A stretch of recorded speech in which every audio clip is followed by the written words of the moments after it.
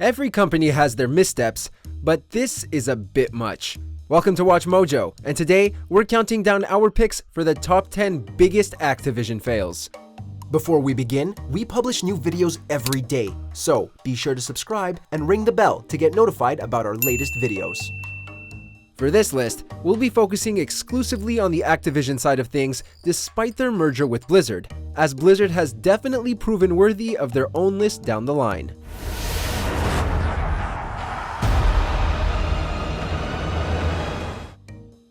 Number 10. Call of Duty Black Ops 4 Open.DLC.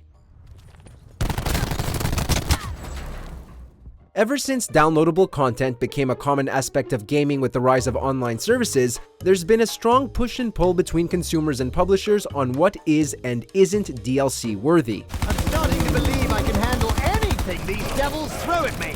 The conversation has only gotten more heated as things have shifted towards microtransactions. At the end of 2018, Activision, publishers of the Call of Duty franchise, decided to push the DLC limit once again by offering a single red dot site for purchase on their in-game store. The only difference between this red dot site and the standard red dot site? The paid dot isn't colored in. The special attachment runs for about 100 COD points, which equals roughly around $1. What a steal!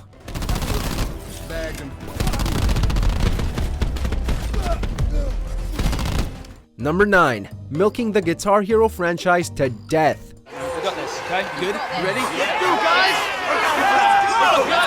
guys! After the massive success of the first two Guitar Hero games in the mid-2000s, Activision purchased production company Red Octane and took over control of the franchise. Instead of continuing to work with the original developer Harmonix, the publisher enlisted Neversoft to take over the development on the series.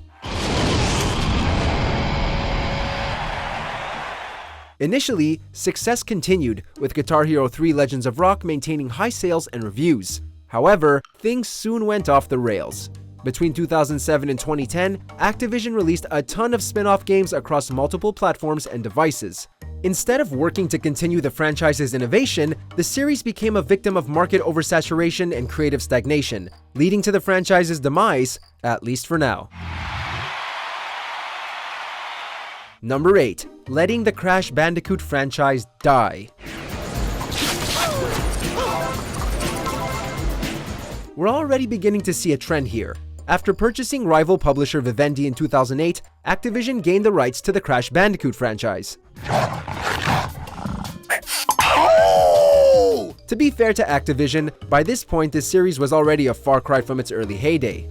However, instead of attempting to reinvigorate Crash, the publisher sat on the franchise, opting to do nothing with it for years and showing the world they had absolutely no faith in the once dominant franchise. After a slow but steady increase in vocal fan support over the years, Activision finally released a high-definition remaster of the first 3 games in 2017, which was a critical and commercial success, and a Crash Team Racing remaster coming in 2019. Will we see brand new Crash games anytime soon? We hope so. And what about the Cortex Vortex? It's still up there. Number 7. Overhyping Destiny.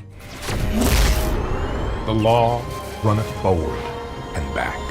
After Bungie left Microsoft and Halo behind in 2010 and announced their partnership with Activision, the publisher immediately got to work on hyping up the next big game from the studio. The limitations are our imagination, our ability to conceive these ideas, and that's a pretty special place to be in. It seems that from the beginning, the two companies weren't always on the same page. It's obviously the publisher's job to sell the game to consumers as best they can, but when it became clear the plan for the endgame essentially amounted to a transparently addictive gambling loot system and not much else, there was definitely a problem. The lack of content has been an issue that has plagued both games and the series, with the only real solution to be purchasing the DLC. Hopefully, a brighter future lies ahead for the franchise.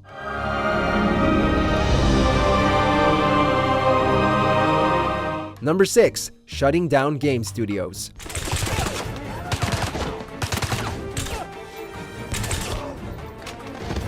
Over the years, Activision has earned a notorious reputation for closing studios after an unsuccessful game release. It's impossible to track the thought process of the company's leaders, but these shutdowns often feel like knee-jerk reactions that disrupt the lives of dozens or sometimes hundreds of people. Major studios such as Red Octane, Bizarre Creations, Radical Entertainment, and Neversoft were all shuttered after disappointing games. And that's not including many of the smaller studios acquired and closed by the company. Last chance. Where is it? Business may be business, but looking at the often yearly release schedules these studios are put under by Activision, a bigger picture begins to form. One of unrealistic expectations held by a demanding AAA publisher. This is no one's fault but your own. You do understand that. Number 5. Call of Duty Elite. Come on! Nah, just roll it. As if paying for a brand new, barely changed title in the aging franchise every year wasn't bad enough already, in 2011, Activision launched Call of Duty Elite, a subscription service that offered players extra content, gameplay statistics, and more. I'm talking about real prizes, and you still get that warm fuzzy feeling that comes from simply blowing a dude's head clean off. Yeah. Double rainbow. As they always tend to do when it comes to making money, Activision was ahead of the curve here, giving gamers a future glimpse into our current landscape of season passes and microtransactions that seem to be dominating the industry. Elite was apparently not very successful, however, reverting to a free model only a year after its release before eventually shutting down completely in 2014. How do you disappoint your mom?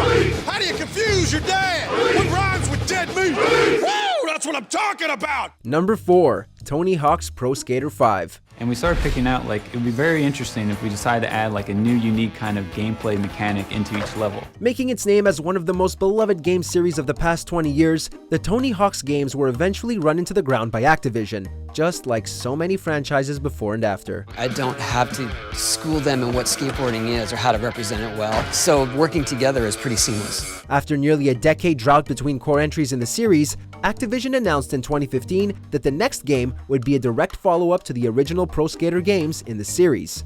Upon release, the game was utterly demolished by both critics and fans, with some of the most common complaints being its horrendous graphics, numerous bugs, sloppy gameplay, and level design. After the game's disastrous launch following a rushed development cycle, Activision promptly shut developer Robomoto down. All the fun stuff that was from Pro Skaters that people loved were bringing to this game. Number 3. Hiring Jamie Kennedy to host their E3 panel. Video games, they've been, where are my jokes? Activision had to know what they were getting into when they hired comedian Jamie Kennedy to host their 2007 E3 press conference. That, or they just didn't do their research. That side got that joke. Unfortunately for them, Kennedy completely bombed and may or may not have been under the influence of something. It's been more than 10 years since this mother of all awkward E3 press conferences, and the fact that it still stands out in our heads just goes to show how much of a train wreck the situation was.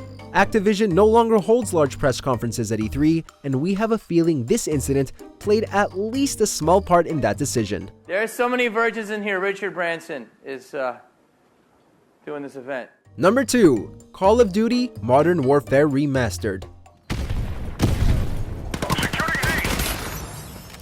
For years, Modern Warfare was viewed as the pinnacle of the franchise in the eyes of many fans. When Activision finally announced they'd be giving the community what it had been begging for with a remaster of the game, excitement could not have been higher. Well, until Activision announced the game would only be available bundled alongside its newest release in the franchise, Infinite Warfare. On top of that, several weeks after the game's release, the company implemented a microtransaction system into the game's multiplayer and announced that the pricing for the game's downloadable maps, which normally would be included with any game remaster, would, in fact, cost more than the original maps did.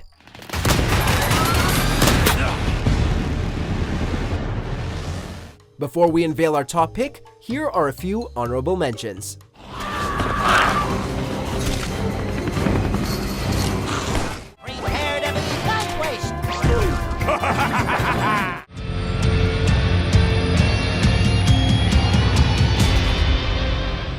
I really feel like anyone can experience this, so check it out when it ships later this year. Thank you. Number 1. Tweeting a fake terror attack. As far as boneheaded PR moves made by influential corporate entities go, this one seems kind of difficult to top. I may not want to come back.